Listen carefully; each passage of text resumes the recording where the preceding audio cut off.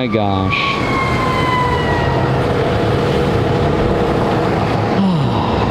Was that hanging down because someone else hit it, or was it just under 14 feet?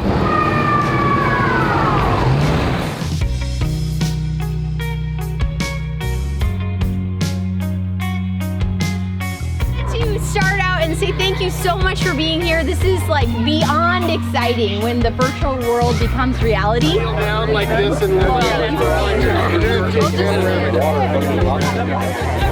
All right, our last award. No.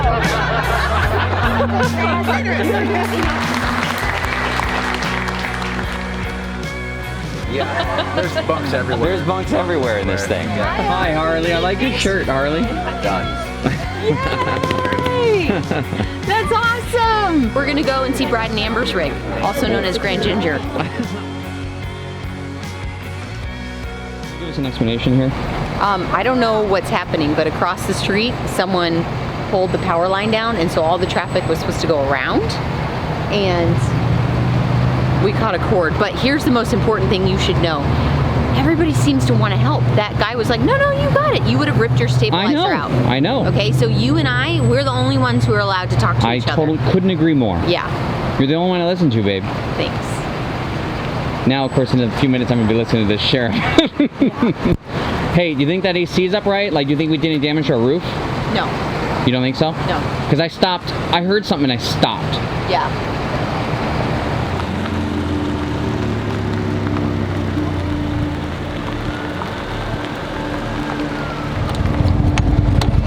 That's just phone? Yeah, it should be, yeah. Yeah, it looked like it. Go to the truck and get the electrical pole just in case. You know what I'm talking about? The monitor? You want to test it? Yeah. Yeah, please, thank you. And what we'll do, because it's under the air conditioning unit, get you to back up a little bit. It's probably going to snap toward you, okay? Yeah. So, why don't you head down there. Okay. Yeah. Head down there, we'll get that out from underneath there. And once I verify 100% that's what it is, we'll move it for you, and we'll move slowly out of here. You're great, thank you. Anytime, bud. Back. Tell me when you want him to stop, and I'll tell him to stop. All right, buddy. Slowly go forward. Slowly.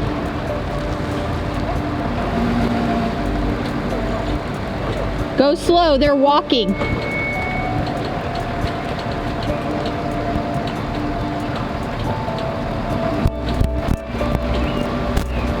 We're good. Keep going slow. Watch out for cars coming this way.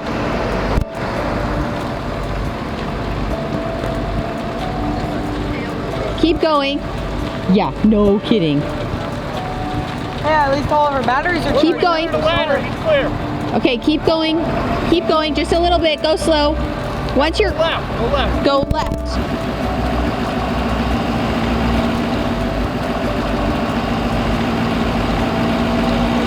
Keep going. Keep going. Keep going.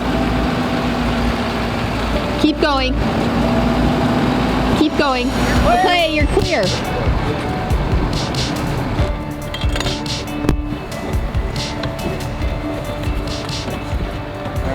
Very well done. All right, buddy, you're all Very set, well man. done. Thank you. All right, you have a wonderful day. Awesome, thanks. Thank you, guys. All right, well, that was pretty crazy, yes? That was insane. I need to pull over and get my ladder in, and I also need to pull over and just regroup. And Careful of this. Wait, okay. and then also, I don't think there was any damage up there, but those firemen did a great job. They did didn't a great job. They did great. So here's the thing. I kind of thought like, I mean, it wasn't our fault, right? Right. Caleb, can you roll the windows up? It wasn't our fault. But then when I tried to detour and hit that thing, I thought, what responsibility did I just assume here? Yeah. You know, because, and anyhow, that was kind of, the image of what that was kind of scary, wasn't it? Wow, yes. Okay, these are all really low branches. Hold on. Hi, Charlie. Charlie. Do we know how that wire came down originally? I don't know, but Well, I we're tell you not what, on the right that- road. You don't think so? We need to get on No, the right we road. need to get on the right road. See, like that? Wait, slow down, slow down, slow down. What is that? That's really low. It is so low. Make sure I'm gonna pull over and get my ladder in.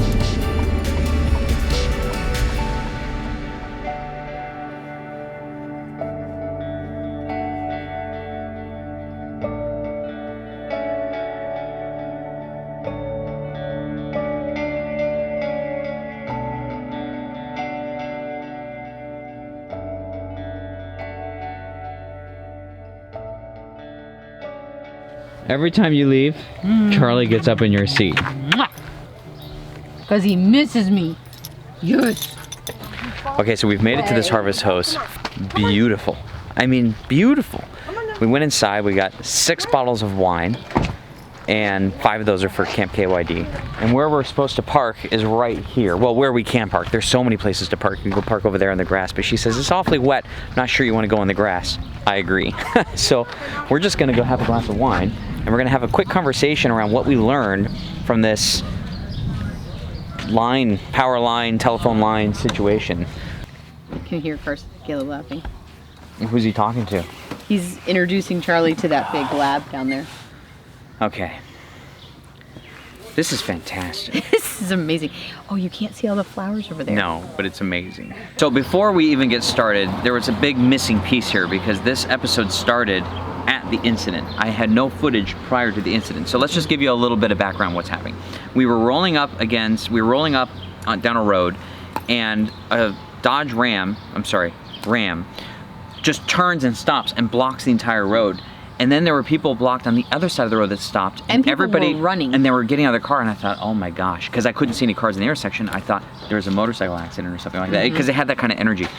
And then we were looking and looking, and like 5 minutes goes by, we could not figure out why everybody was stopped. We rolled up against the power line, and then we figured out it was a power line. And so there was this, I don't know, abandoned supermarket, it seemed, to the left. And so we tried to make a turn in and around the pole and almost had an issue. So one issue can create another issue. Whomever you are on the road with, that is who you've created a language with, an understanding with. Exclusively.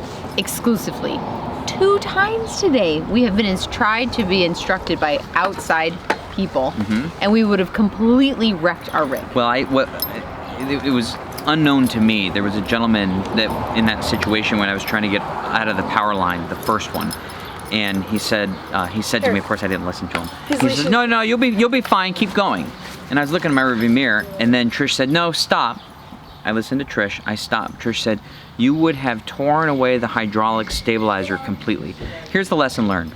No one knows your rig like you know your rig. So if somebody who's doesn't own an RV, has never RV'd a day in his life, doesn't know your RV, says, you sure you can go? He doesn't know where your stabilizers are, he doesn't know where your axles are, he doesn't know how long you are, and when it doesn't go right, that person's gonna say, oh man, shoot, sorry about that. When you were backing up, I said stop because I didn't know you were in the lane and there was a car right there. But you had it under control. I knew where I was going, but I didn't stop. And that's a mistake because when Trish says stop, I need to stop. Because even though I might think I know why she's saying stop, maybe I don't. And what if she told me to stop when that line was going over the top and I thought she was telling me to stop for a reason that I thought wasn't applicable? So I think it's important out of respect for your partner.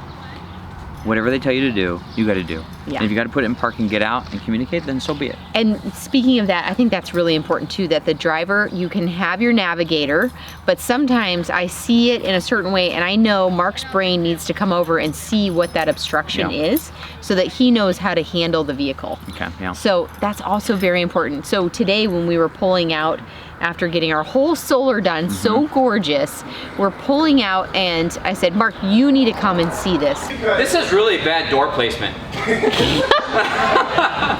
I was so close to tearing off another awning because I thought I was out of the building and I started to turn right and I wasn't because this thing was so long. But there was another couple feet. Even if I gave you instructions, that wouldn't have given you the clarity of your eyes on this situation. All right, so I'm gonna make a 3-point turn and I thought I would record it. So I'm gonna pull up here like this. I'm gonna pull the rig back on the grass. Would you like to pull tell up around us? here? I guess it's more than a 3-point turn. And then I'm gonna back in here and I'm gonna get staged for tomorrow because I'm not entirely convinced I don't know what this parking lot's gonna be like in the morning and I don't wanna have a situation where I can't get out of here in the morning. So I'm gonna queue up to leave and then we're gonna pull the slides out and we're gonna make our fresh asparagus that the owners just gave us. And we have a bottle of wine. Wait, can I see it? Yeah. Pretty good? Yeah. Good. Pretty good, huh? Salty. Yeah. All right. A little peppery. Stay right there.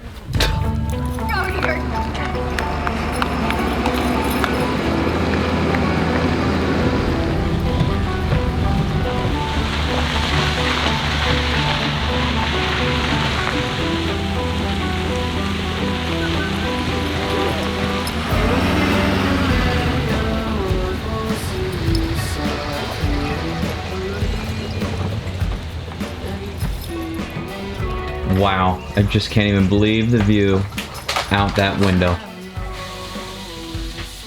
That's amazing. Did you see the sunset, Trish? It's amazing. It's phenomenal. It's incredible. I bet the view over there would be amazing. Oh, I'm watching sure. the sunset over But the vineyard. how does it get much better?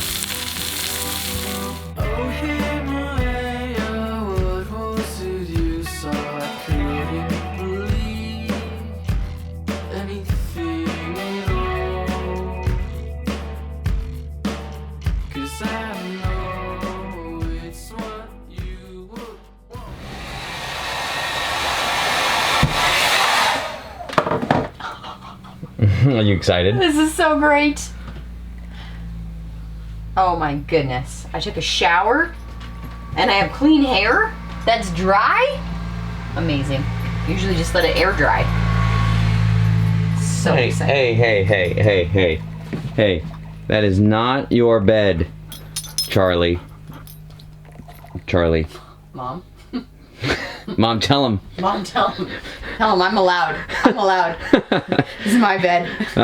I remember I got... Cute. That's a bad boy. Oh, Charlie. So as we were editing this episode, we realized that we never mentioned what Camp KYD is. Would now be a good time to chat? You should tell everyone. Camp KYD was an event that we said we would have after we reached 1,000 patrons, which is we call our KYD Insiders. And so then we were like, well, what should we do? Let's go camping together. We thought that was the perfect thing. Like Yeah. a 2-night camping trip. We reached out to some insiders that know everything about Ari and Jesse, who know everything about Michigan. They had the perfect spot up in Pentwater, Michigan. There's like 50 sites. We made it available, I think it was the winter when we planned this, and those sites went up like within super fast. a couple days. And so anyhow, but just like any meetup, they're really hard to record because we're talking to people and we're engrossed in conversation and we're hearing stories. You don't want to just like fun. put a camera in someone's face. Right. But it was a lot of fun, so we created a bit of a montage of everything that happened. Well, we also toured like 30 rigs, I know. so this is the only way we could do it, Yes. like, and see some of it. Yes. So anyway. So here's just a little glimpse of Camp KYD. I just want to tell you personally that listening to your stories and the courage that you have to carve out those weekends and make memories happen is like what we live for. We just get so pumped and so excited. So thank you for being here and thank you for sharing. Charlie, what are you doing?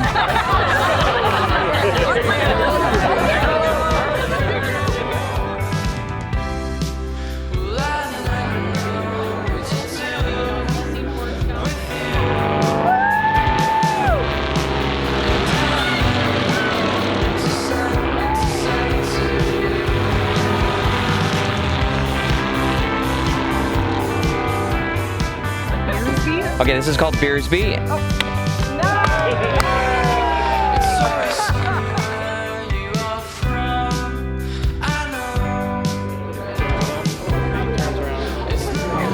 Sue sent a huge box because she was supposed to be here. We miss you, Sue, for all the kids to play with. So they're playing bubbles, there's gonna be a scavenger hunt, there's some piñatas in the tree. It's a good time. That smell good.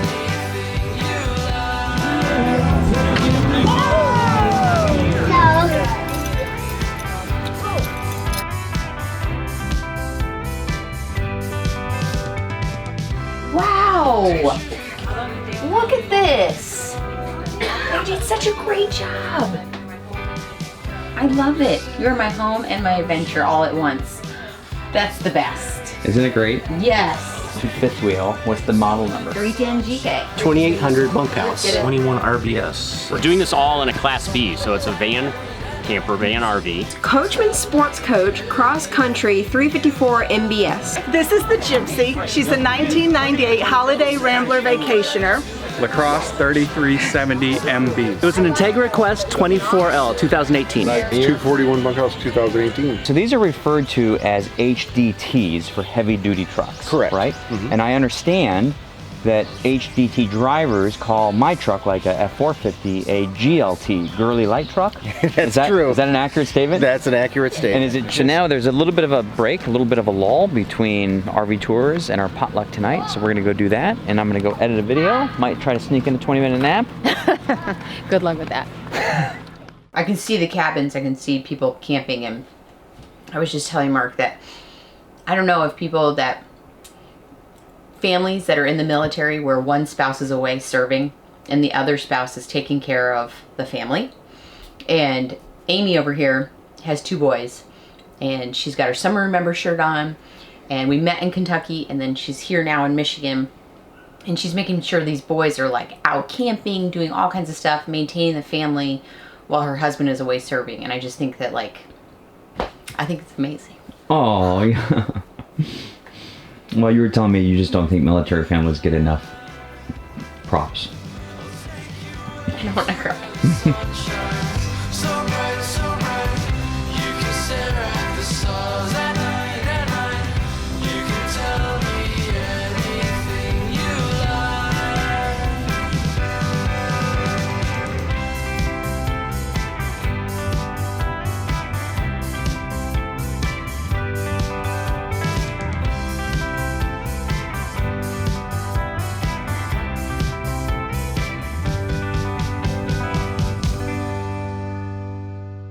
This is so fun. We are in Grand Haven at the state park, right on the water. Out this window you can see the lighthouse. The sun is like reflecting on the water, and I guess it's like the place to be because there are families exploding everywhere. I don't think there's a limit on how many people you're allowed to have in your rig. No. No. Okay, Rob and Heidi gave us Cincinnati chili packets, and I guess it's a thing. I thought we were totally out of like groceries, but I had 1 frozen pound of beef and this, and I threw it in the crock pot with tomato paste and 6 cups of water, and we're gonna see what kind of sauce that makes. And then making some pasta. We're done. Dinner done.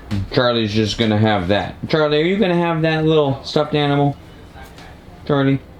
Look, this is Detroit. Detroit Tigers. Did someone give him that? Yes. Monica and Tony.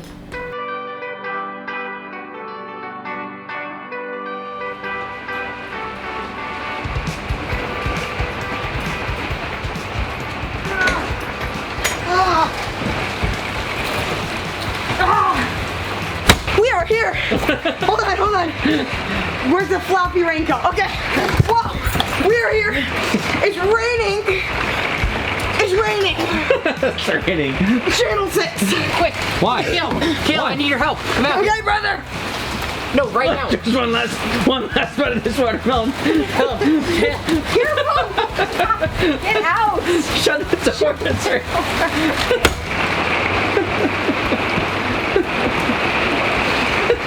We shouldn't laugh. That's the problem. If we didn't laugh, they'd stop acting like that. I don't think so. So what the boys are doing is they're getting, I don't know if you can see, they're getting the 5-gallon jug and they're siphoning that into the tanks because we ran out of fresh water today. I'll tell you why. When we rolled in here, we thought it was water and electric. And I didn't check to verify the water, and I backed in and I disconnected. And then I put the truck all the way over in the lot over there. And then I came back to hook up the water. And there's no water. We filled our fresh water 2 weeks ago at Sandusky. Then we went to Elkhart. Then we dry camped at the Harvest Host. Oh no, then we went and we did Camp KYD.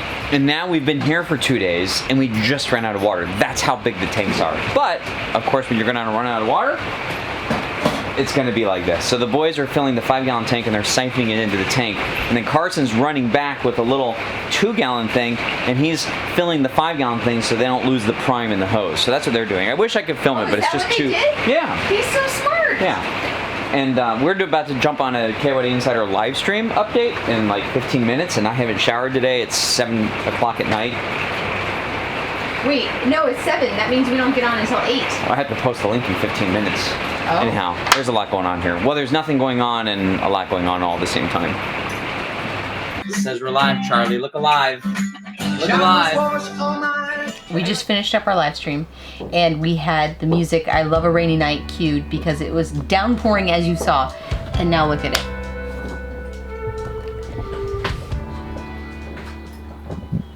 At Michigan, you really... You baffle me. I just can't get over the weather here. I just can't believe it could be a torrential downpour like that and then go to like blue skies like nothing ever happened. Just kidding. Just kidding. I'm pretending. You want to help me fill some more water in the dry tank so you can take a shower in the morning? Your contraption out here is really It is Carson's idea. well done, sir. Carson decided that he wanted the clear bucket so that he can see how fast it was going into the pump. Nice. And then we could use the blue one to go back and forth to add water. And so there's this bucket, Yeah. which goes into here, and this bucket goes into here. Yeah. That's it. That's all you got. Self-explanatory. That's all you got? That's all I got. Showers for everyone. So the reason we're doing this is because we're out of water, and we took showers earlier with the water that the boys filled up. But I decided Showers that earlier with the water we filled up? yeah, Not me. thanks. I decided that it would be nice in the morning if we could do dishes and maybe take a shower. no, you're off limits. You take too long of showers. Anyway, I decided in the morning it'd be nice if we took a shower, did the dishes, and we did all that stuff, and we didn't have to like be dry, even though we're going to a full hookup park. Figured all the hose was out here anyway. So let me just show you what's going on here. So if you're ever in a situation with these little fancy units, you want to move it to sanitize, siphon to tank via pump.